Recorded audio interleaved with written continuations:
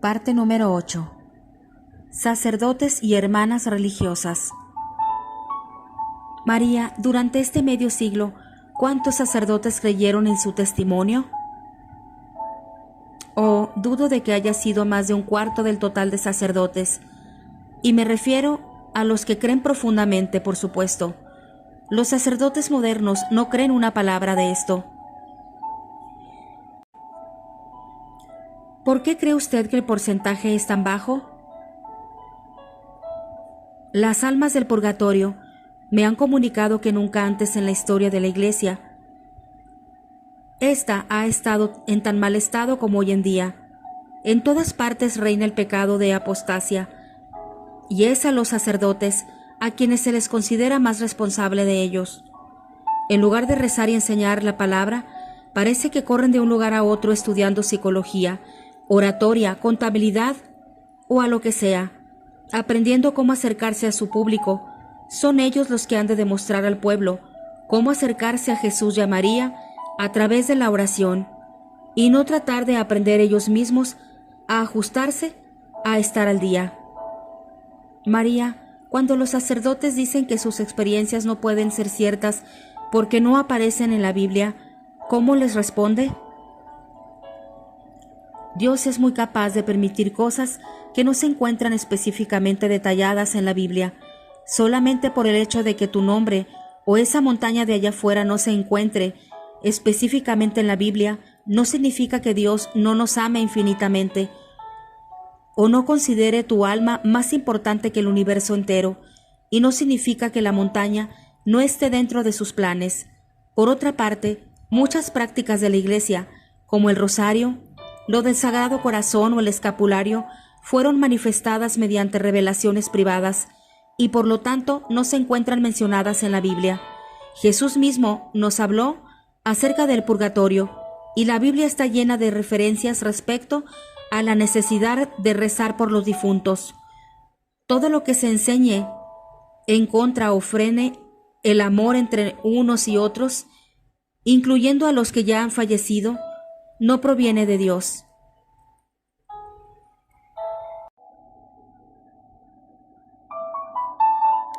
María, muchas veces hay quienes se preguntan por qué tenemos que rezar a María o a los santos cuando podemos ir en primera clase y hablar directamente a Jesús, entre ellos algunos sacerdotes y religiosas. ¿Qué les diría? Dios nos puso a todos aquí para que nos ayudemos unos a otros en esta vida. Y si otras personas con su buen ejemplo pueden enseñarnos algo acerca de las muchas formas de llegar al cielo, ¿por qué no habríamos de aceptar su ayuda? Al dejar a María y a los ángeles de lado, las otras religiones difícilmente han ganado algo. Al contrario, han perdido prácticamente a los mejores intercesores delante del trono de Dios. Quien no escucha a su hermano, ni tampoco lo ayuda, no merece esta vida. Creo que ese ir en primera clase y dirigirse solamente a Jesús encierra un orgullo mal disimulado. Al igual que un niño crece a lo largo de su vida con sus hermanos y hermanas, primos, tíos y tías, así también crece un cristiano, estudiando y recibiendo ayuda de los santos cuyas vidas están bien documentadas y de las personas santas que nos rodean hoy en día. A quienes se atreven a decir que no necesitan a la Santísima Virgen María, les pregunto, ¿qué fue lo que les dijo Jesús a San Juan y a su madre minutos antes de dar su último suspiro en la cruz? Mujer, aquí tienes a tu hijo. Hijo, aquí tienes a tu madre. ¿Nos dejará Jesús ir en primera clase si ignoramos a la madre que lo engendró, lo educó y lo enseñó?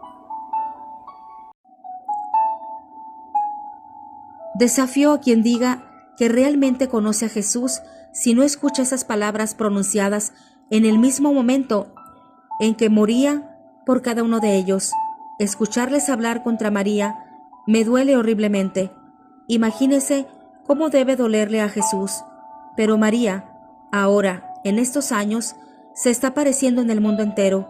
Casi parece que en cada rincón de este mundo afligido. y así está guiando a un inmenso número de personas de nuevo hacia su Hijo. María, ¿han dicho algo las almas del purgatorio acerca de los sacerdotes de ideas modernas y su papel y comportamiento en público? Sí, lo han dicho. Lo que menos les gusta es cuando dejan sus hábitos para mezclarse con el pueblo. Y lo mismo con las religiosas. Al obrar así, se pierde el respeto necesario que deberíamos mostrarles. Han hecho votos para servir a Jesús y no para ser como el resto de las personas. María, ¿hay sacerdotes en el purgatorio? ¿Qué les lleva ahí con más frecuencia? Sí, hay muchos sacerdotes en el purgatorio. No sabría decirle el porcentaje exacto o la frecuencia de ciertos pecados, pero lo que más rápidamente se me viene a la cabeza son las faltas de obediencia al Santo Padre, faltas de amor hacia la Santa Misa, faltas de amor a la oración y el ayuno, no haber leído el breviario y, repito, la comunión en la mano. María, usted probablemente sepa mejor que yo que el tema de dar la comunión en la mano es altamente controvertido. ¿A qué se debe? El problema es que no se ha contado la historia completa y deberíamos investigar e informarnos bien. La ley de la Iglesia establece que debe haber algunos reclinatorios para aquellas personas que quieren recibir la Eucaristía de rodillas y en la lengua. Estas fueron las palabras del Papa Pablo. Así las parroquias que no los tengan ya no están siendo obedientes. Las almas del purgatorio me han comunicado que ningún papa hasta hoy ha apoyado personalmente esta práctica, pero que fue fomentado políticamente por un grupo de cardenales y obispos. Los sacerdotes y obispos más antiguos saben de esto, y la gran mayoría prácticamente no ha informado al pueblo, y por lo tanto son ellos quienes cargan con la mayor responsabilidad. Todos los papas, a su vez, sabían muy bien que dar la comunión en la mano estaba en contra de la veneración del Santísimo Sacramento, y nuestro Santo Padre actual no distribuye la comunión en la mano de los fieles. Por supuesto, bajo las actuales condiciones, no es pecado para el que comulga recibir al Señor en la mano, pero ruego a los fieles que presten atención a nuestros papas. Por otro lado, todo este tema ha permitido que se produzcan muchos sacrilegios. Hay que ser conscientes de que hay brujas que pagan mucho dinero para herir a Jesús directamente en las hostias consagradas con que frecuente desaparecen secretamente de las iglesias. Debemos dejar de ofrecer a este tipo de personas un acceso tan fácil al Santísimo Sacramento. El asunto es muy serio. Si todos los sacerdotes se encomendarían al Espíritu Santo y rezaran el rosario, entonces ninguno de ellos estaría perdido en estos temas. Si los obispos y sacerdotes de mayor edad le preguntaran a los fieles de sus parroquias de más de 40 años, por decir una cantidad, si preferían recibir la comunión arrodillados, deberían aceptar lo que la inmensa mayoría decidiera hacer, por amor a sus hermanos.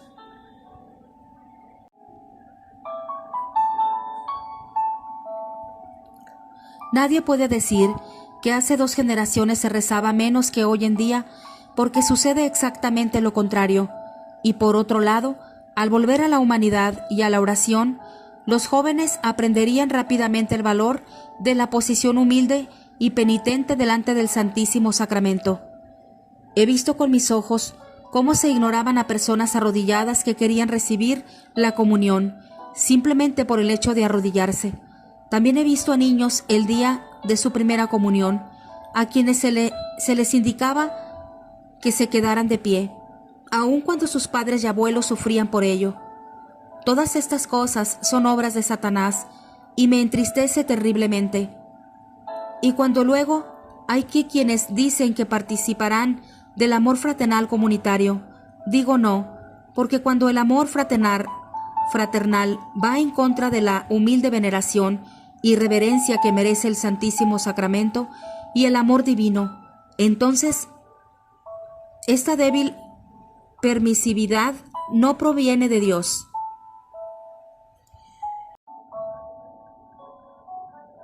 También recuerdo cuando los obispos alemanes colaboraron para que éste se instaurara sin pasar por el Papa. Fueron los norteamericanos quienes en un principio dijeron que no estarían de acuerdo porque iban en contra de los deseos del Papa. Pero mire lo que ha ocurrido. ¿Y cuántos sacerdotes perdimos porque sus conciencias no les permitían ponerlo en práctica? Muchos. Respecto a dar la comunión en la mano, hace ya un tiempo ocurrió algo interesante en Múnich. Mientras me encontraba dando una conferencia, llegamos a este pueblo y de repente pude ver que un pequeño grupo de personas se acaloraba.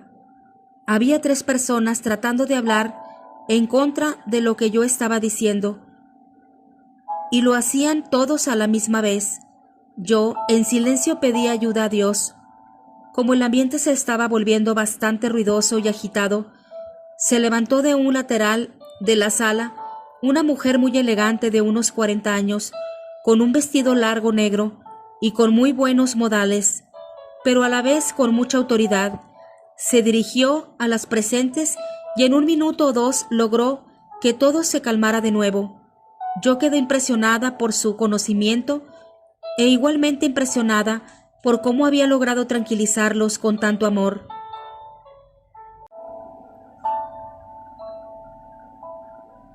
Cuando terminó la charla me dirigí a los organizadores para pedirles hablar con esta mujer y para agradecerle su ayuda. Pensaba que pertenecía al grupo que me había invitado. Ellos, sin embargo, pensaron que se trataba de una amiga con quien yo había venido. Ambos estábamos equivocados. No la pudimos encontrar e incluso nos acercamos hasta la puerta de entrada preguntando por ella, puesto que la charla solamente había sido con invitación. Nos dijeron que ninguna mujer de esas características había entrado o dejado la invitación por su puerta y el salón no tenía otras entradas. Se había ido. María, ¿se trató de un alma del purgatorio? Seguramente sí, y algunos de nosotros rezamos por ella. María, algunas personas dicen que como Jesús repartió el pan en las manos de sus discípulos en la última cena, entonces es correcto que el sacerdote actúe igual hoy en día. ¿Qué podría decir usted al respecto? No es verdad. Ana Catalina y a Teresa Neumann, probablemente las 2 místicas alemanas más grandes que hayan existido, se les permitió a ambas ver la última cena, y en ambos casos Jesús repartió el pan consagrado en las bocas de sus apóstoles. Y por favor, comprenda ahora y confíe, no soy yo la única que dice esto. Precisamente este tema, entre muchos otros relacionados con él, se discuten hoy en día en los niveles más altos de la Iglesia.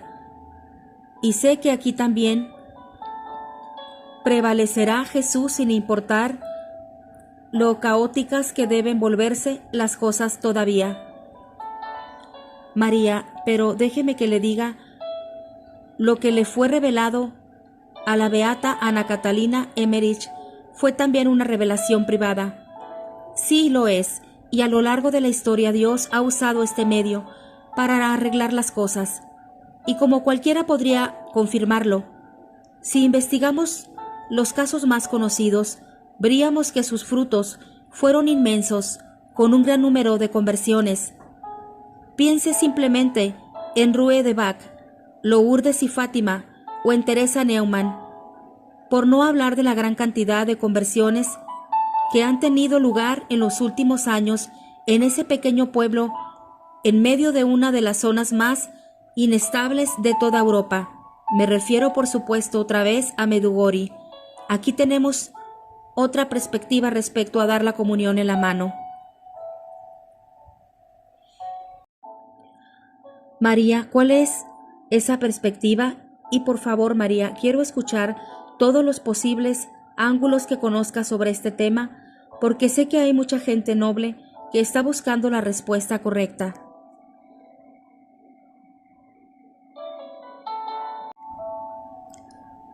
En los pueblos donde la Virgen elige aparecerse, como Medugori, Garabandal y otros, generalmente esto ocurre en las afueras.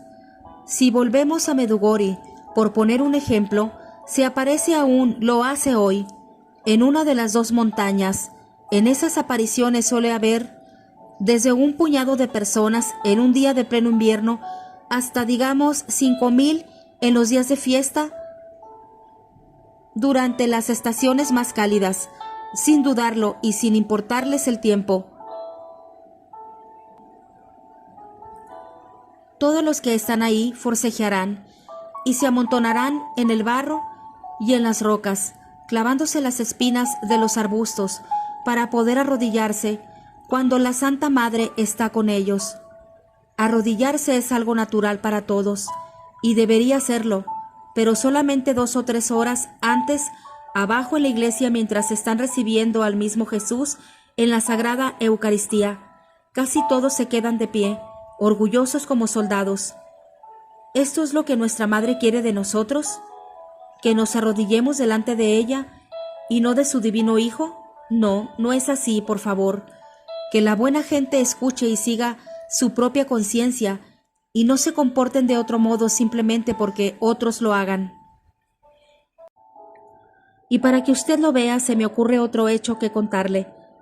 Puede que no sea tan impresionante como el que le dije antes de la mujer a quien se le ennegrecieron las manos, y no hay problema si resulta divertido, pero ciertamente para mí es igual de convincente que cualquier otra historia.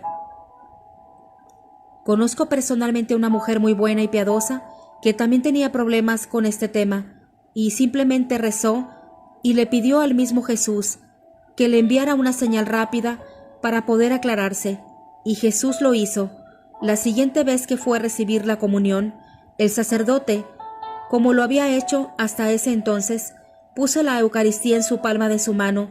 Tan pronto como lo puso ahí, la hostia se elevó de su mano, subió y desapareció en el aire. Este pequeño milagro también fue presenciado por varios testigos.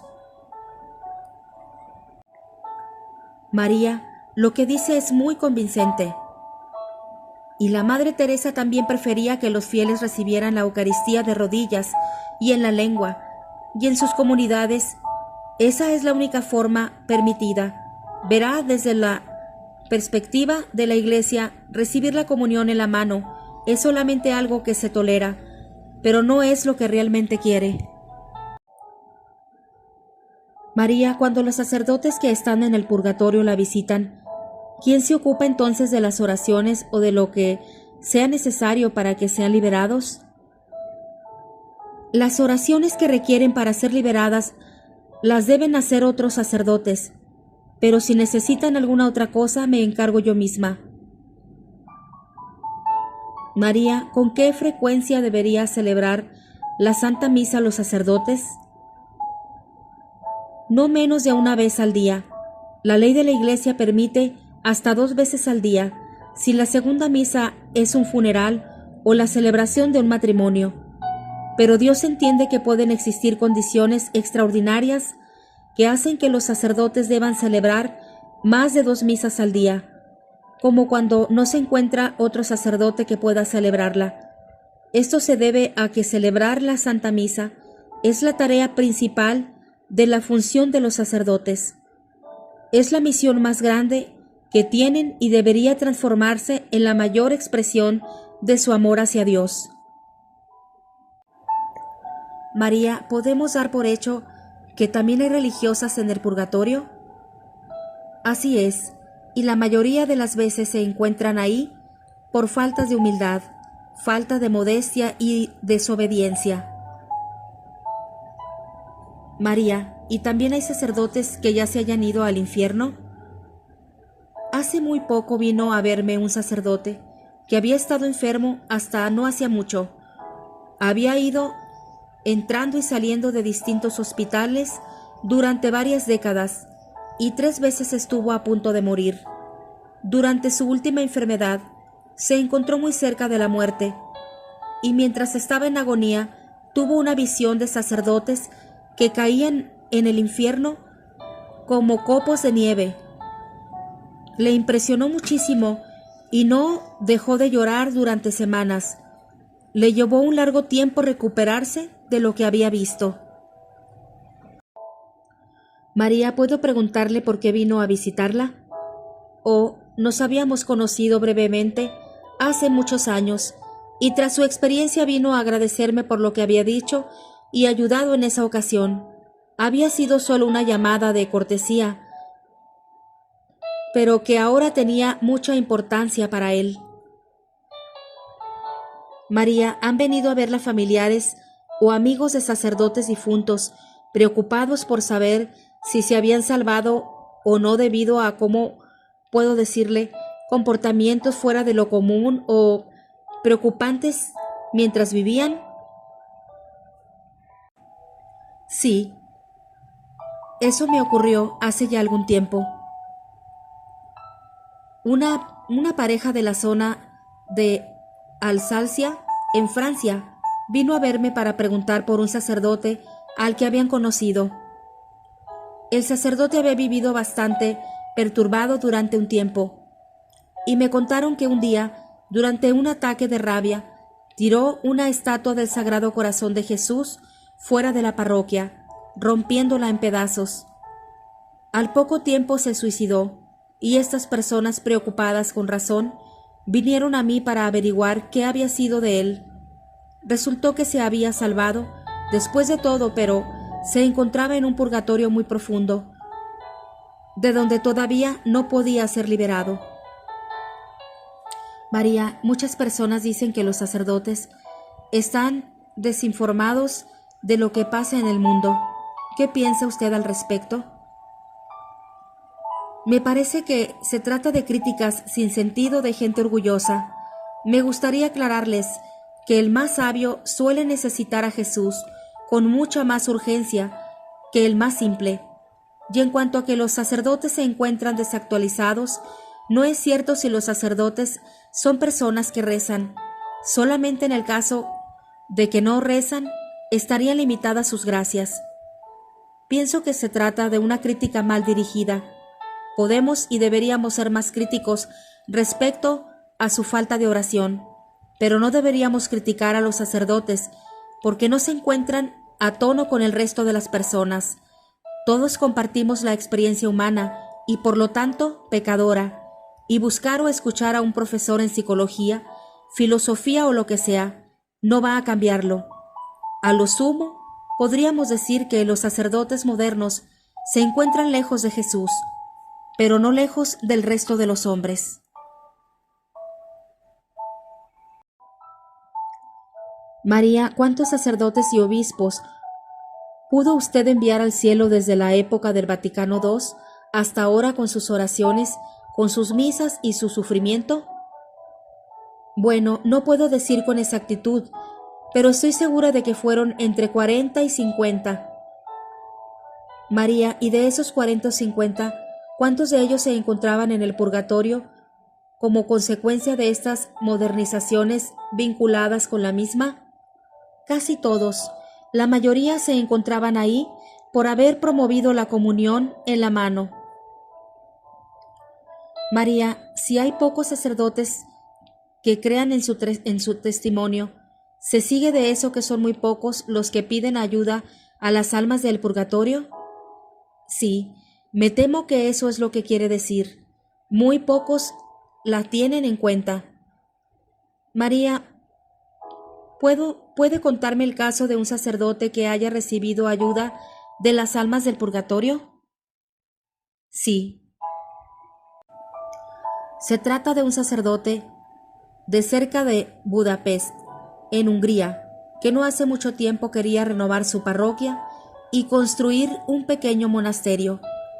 Entonces lo primero que hizo fue ir a ver a su obispo para pedirle ayuda. El obispo le dijo que hiciera lo que quisiera, pero que él no podía ayudarle en su proyecto. Entonces el sacerdote rezó y dijo que dependería de la ayuda de nuestra Madre mediante la intercesión de las almas del purgatorio. Poco tiempo después, vino a verme y accedí rápidamente a ir con él a su parroquia y otras de la zona para hablar del tema. A las 2 semanas de volver de aquel viaje, el sacerdote recibió $100,000 para su parroquia y para la construcción del monasterio. Las almas del purgatorio le respondieron rápidamente: María, eso es tener suerte. No, no es suerte.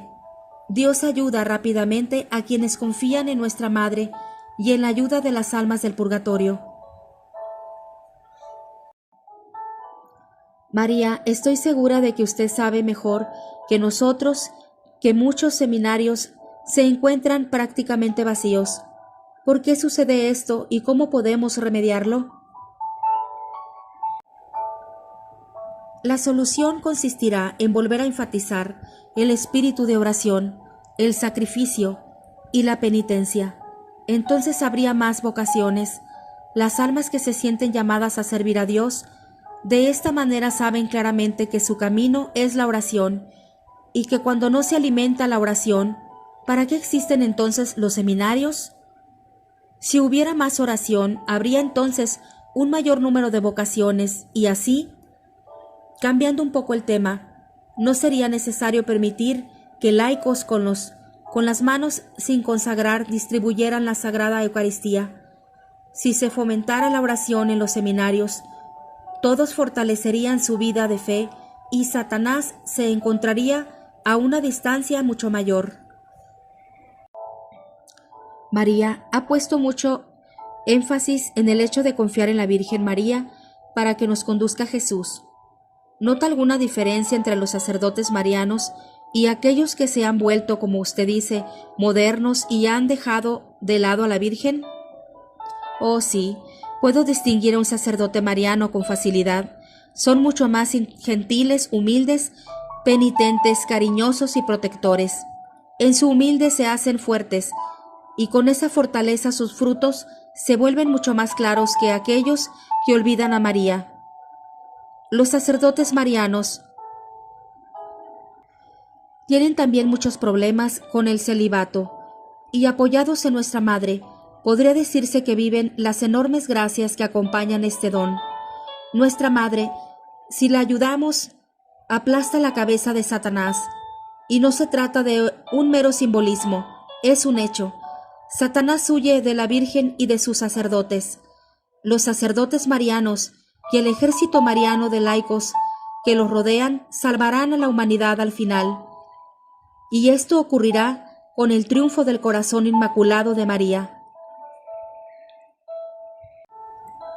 María, entonces tenemos hoy en un día un Papa abiertamente mariano y un ejército mariano de sacerdotes y laicos que quieran unirse al Santo Padre y a este ejército.